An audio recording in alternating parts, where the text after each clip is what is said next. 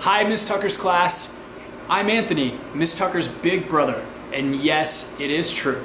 Big brothers are taller, better at soccer, smarter, and most importantly, they are definitely more funny than their little sisters and brothers.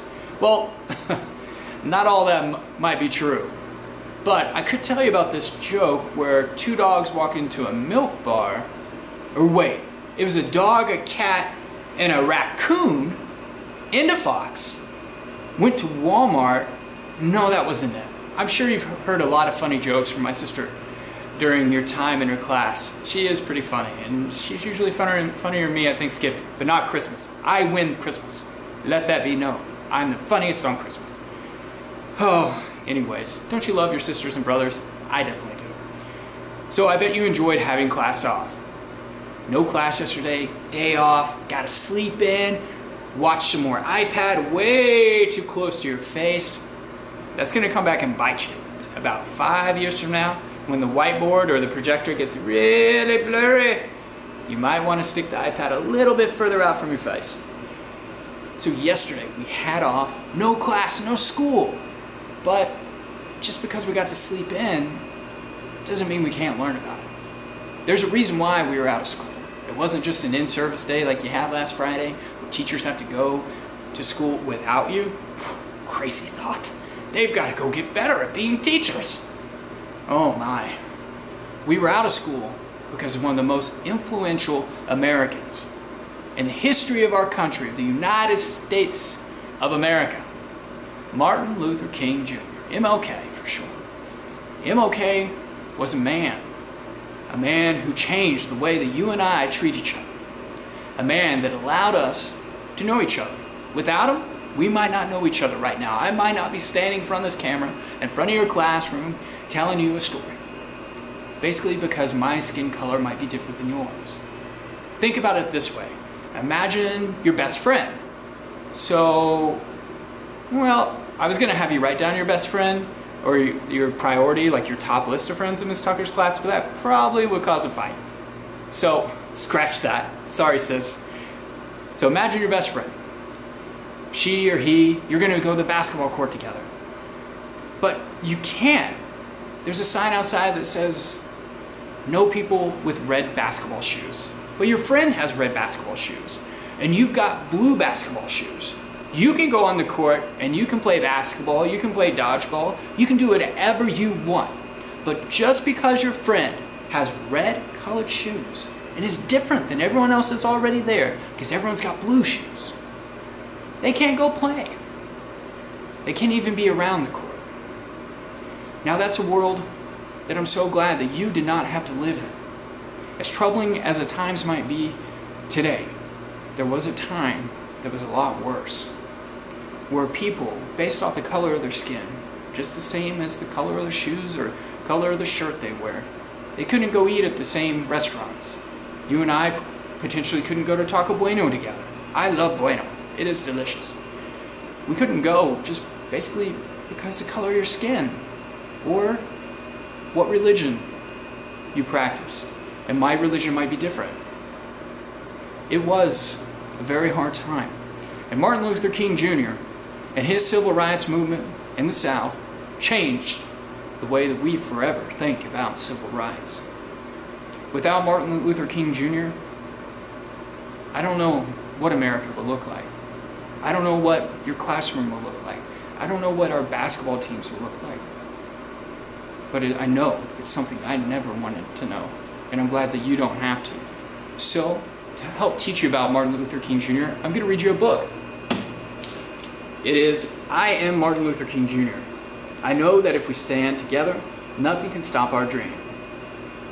So, I will read you the book. It is by Brad Meltzer, came out in 2016, illustrated by Christopher Elopoulos. Don't second guess me on that last name. I'm trying my best, guys. Elopoulos, hot dogs with cheese. Okay, let's read the book. I Am Martin Luther King Jr.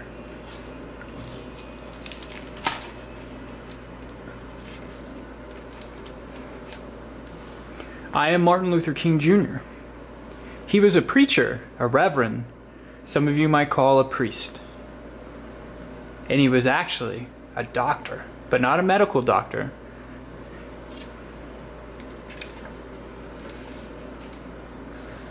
When I was little, I used to get into a lot of accidents. One day, my little brother hit me in the head with a baseball bat. That sounds painful. 2 other times, I mistakenly got knocked over by a car. Another day, I tumbled over a banister, then bounced through an open door into the basement. Whoa! Amazing fall. You okay? His brother said. Young Martin Luther King, I'm okay. No matter how many times I fell, I kept getting back up. Even before I could read, I knew I liked books. My dad always talked about how I kept a lot of books around me. I used to tell my parents, when I grow up, I'm going to get some big words. He was smart from a young age.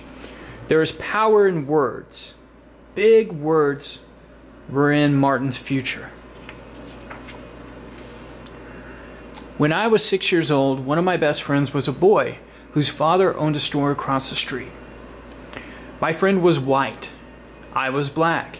It didn't matter to us. We would play games and have fun together. Tag, you're it. No, you're it. No, you're it. But when we started going to school, everything changed. He went to a school where all the kids were white.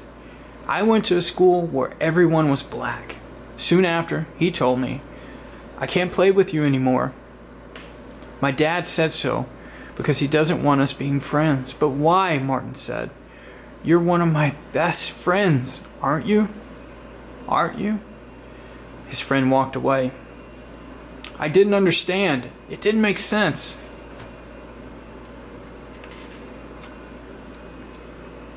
At dinner, my parents explained, it's because you're black and he's white.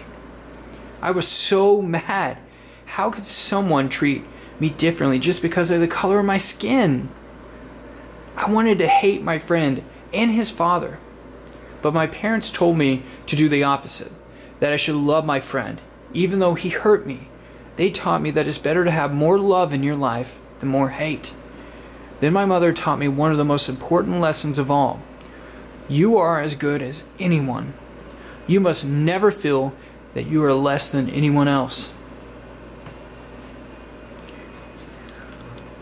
I wanted to believe it, but every day I saw the opposite. I saw you could be treated unfairly just because of the color of your own skin.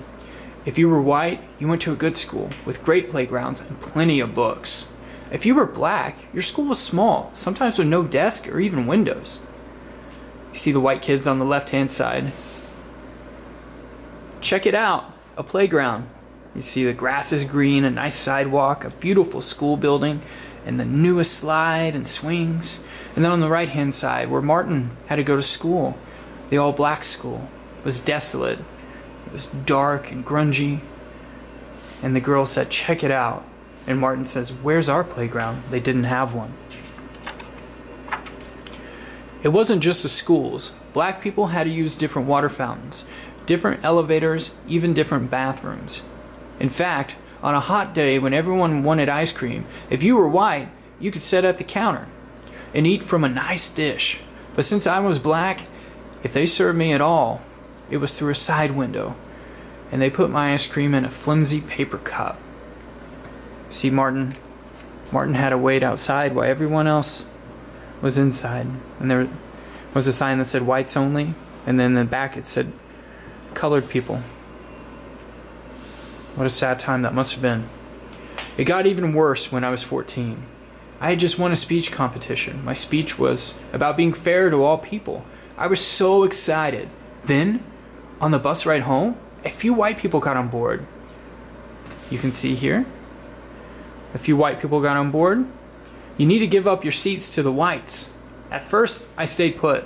It didn't seem fair, but my teacher convinced me to move. We spent the rest of the ride standing and getting tossed in every direction.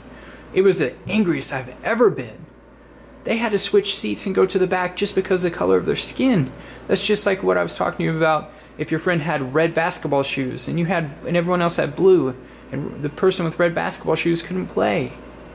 It wasn't fair. Every day, this is what life was like. Black people were treated terribly. The only question was, what can I do about it? At the age of 15, I started college. By 19, I became a minister and entered seminary school to study religion. Over those years, I read the works of Henry David Thoreau and Gandhi. Thoreau taught me about civil disobedience, how an evil system could be changed without violence. Gandhi opened my mind to the power of nonviolent resistance. What's that? Nonviolent resistance is love. Remember what Martin's mom said? You want more love in your life than hate. It's using love and peaceful methods to change unfair things in our world. It was a lesson I wanted to share with everyone.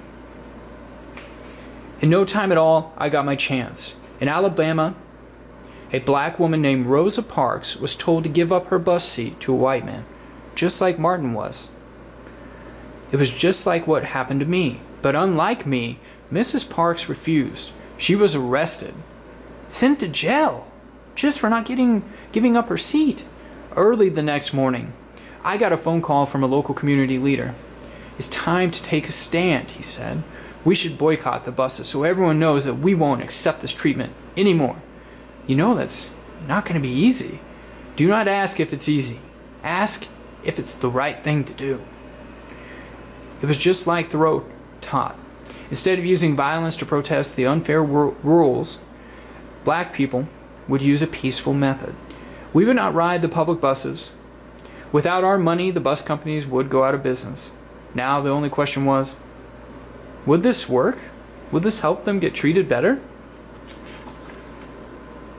On the first day of the protest, my wife called me to the window. The buses are all empty. It's working. We had to keep it going. As the head of the bus boycott, I gave one of the most important speeches of my life. Look at all those people in attendance at the church. The room was packed. Camera crews were filming. I had only 20 minutes to prepare. I didn't use notes, but by speaking from my heart, I found out how big words can be. We are determined here in Montgomery, Martin said, to work and fight until justice runs down like water and righteousness like a mighty stream. When the history books are written in the future, somebody will have to say there lived a race of people, black people, who had the moral courage to stand up for their rights. The police put me in jail, saying I was breaking the law. Other folks bombed my house. But instead of using my fist and fighting back, I kept my calm. Don't you want to fight back? I am a man of nonviolence, and I know that I do not stand alone. We are with you all the way, Reverend. If no one rides these buses, we'll go out of business, said the bus operator. You're finally getting that, huh? For more than a full year, every black person in the city, and some white people too, refused to ride the buses. That meant some people had to walk for miles. Imagine walking to school for 1 mile or 2 miles. Some of you might live around your school, but imagine walking in the cold weather and the rainy, lightning days. But these people, they walked for miles. But they had to keep going. There was a power in standing together. Eventually, our peaceful protest worked. The rules were changed. Public buses could no longer separate people based on the color of their skin. That was only the beginning. Soon, our peaceful protest sparked other peaceful protests. At lunch counters, college students organized sit-ins where they would not stop until everyone could eat together. Remember just a few pages back when Martin was a kid and you wanted to go to the ice cream parlor, the ice cream store, like a Brahms? You like going to Brahms? Imagine not being able to go to Brahms and eat inside. You had to be forced to eat outside and order from the back where the trash cans are. That's not fair. Our methods of nonviolence were so powerful, I was invited to meet with the President of the United States at the White House. But sometimes the hardest problems are right at home. Daddy, look, an amusement park. Please, can we go? His little daughter said. And Martin said, I'm sorry, Yoki. We can't. Funtown is not open to black people. Seeing my daughter cry was one of the most painful moments of my life. It only made me work harder for change. Was it easy? Absolutely not. During one of the protests in Birmingham, Alabama, the police again arrested me and locked me in a dark jail cell that had only one window. Imagine how dark that is. See the picture? That's a room, but that's his only light. Someone slipped me a newspaper in which white religious leaders had written an article calling us lawbreakers. Someone then snuck me a pen. In that jail cell, I wrote my own response in the margins of the newspaper and even on the toilet paper. Huh? That's all he had. My letter from Birmingham jail was soon published as a pamphlet. Then it was in magazines and newspapers. Today, it has been read by millions of people. Millions! Like I said, it is amazing how big words can be. Our message was so important. Even kids your age joined us. In Birmingham, during the Children's Crusade, more than 1,000 kids, some as young as 6 years old. How old are you? Imagine walking this. Showed up to march for their rides. The first day, the police arrested 900 of those kids. The next day, 2,500 children showed up ready to go to jail. I just can't imagine that, can you? They're taking kids to jail. And not for skipping school, but standing up for civil rights, to be treated fairly, to be able to go play where they want to play, eat where they want to eat, shop where they want to shop, ride wherever they want to ride on the bus.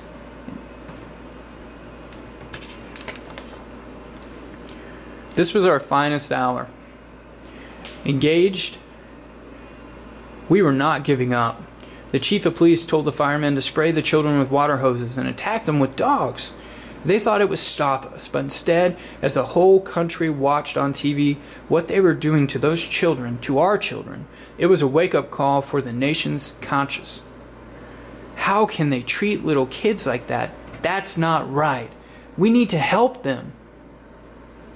90 days later, the rules began to change. Now blacks and whites in Birmingham, Alabama were using the same lunch counters, water fountains, and restrooms. You could feel it in the air. More change was coming. Freedom was contagious. By the summer of 1963, an estimated 1 million Americans held their own protests in cities across the country. A man named A. Philip Randolph suggested a massive march. If we march together peacefully, they won't be able to ignore us. Together, we can convince Congress and the President of the United States to pass laws so that no one in America can treat people differently based on the color of their skin. I like the idea. Where should we have it? Said Martin. There's only one place. People came from almost every state. They came in nearly every form of transportation. Cars, bus, motorcycles, boats, airplanes. They even took off work and did not get paid just to be there. Old people, young people, black people, white people, even children like you. They all came to Washington, D.C., gathering in a righteous army. Why? Because they wanted change, and they knew the surest way to change the world is to stand together. I am happy to join with you today in what will go down in history as the greatest demonstration for freedom in the history of our nation. On August 26, 1963, Martin Luther King Jr. stood at the podium and spoke what some later would call his biggest words of all. And MLK spoke, "I have a dream that my 4 little children will one day live in a nation where they will not be judged by the color of their skin, but by the content of their character. I have a dream that one day little black boys and black girls will be able to join hands with little white boys and white girls as sisters and brothers. Let freedom ring. From every mountainside, let freedom ring."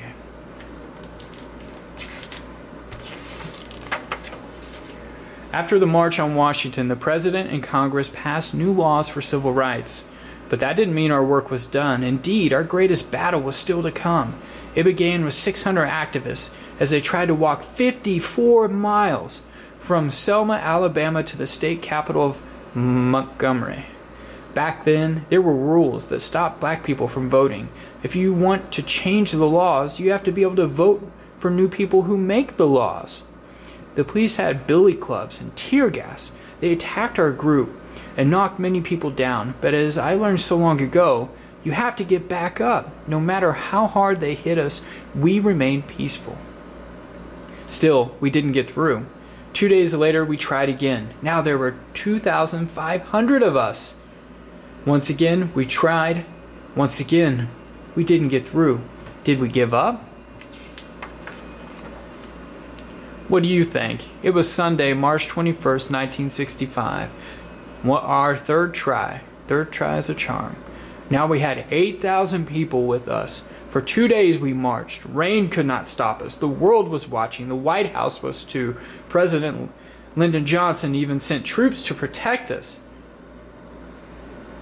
Black, white, Christian, Jewish, all standing together. Exhaustion could not stop us as we reached Montgomery, Alabama. Tears were shed, but this time they were tears of joy. In my life, people tried to tell me I wasn't as good as they were just because of the color of my skin. When someone hurts you like that, it can be tempting to hurt them back. You must refuse. When someone shows you hate, show them love. When someone shows you violence, show them kindness. To reach our goals, we must walk the path of peace. We must lock arms with our brothers and sisters. We must march together. When we do, our voices will be heard and freedom will ring. And that's the statue after Martin Luther King Jr. in Washington, D.C. It's still there today. I am Martin Luther King Jr. I stand for peace. I stand for justice. I stand to help others. I stand as proof that no matter how hard the struggle, we must fight for what is right and work to change what is wrong. Whatever struggle you face, no matter how hard it gets, you must always move forward. I am proof of this. If we rise up, if we stand together, if we remain united, nothing can stop our dream. And there's pictures of Martin Luther King Jr. and his family. And that was, I am Martin Luther King Jr. I know that if we stand together, nothing can stop our dream.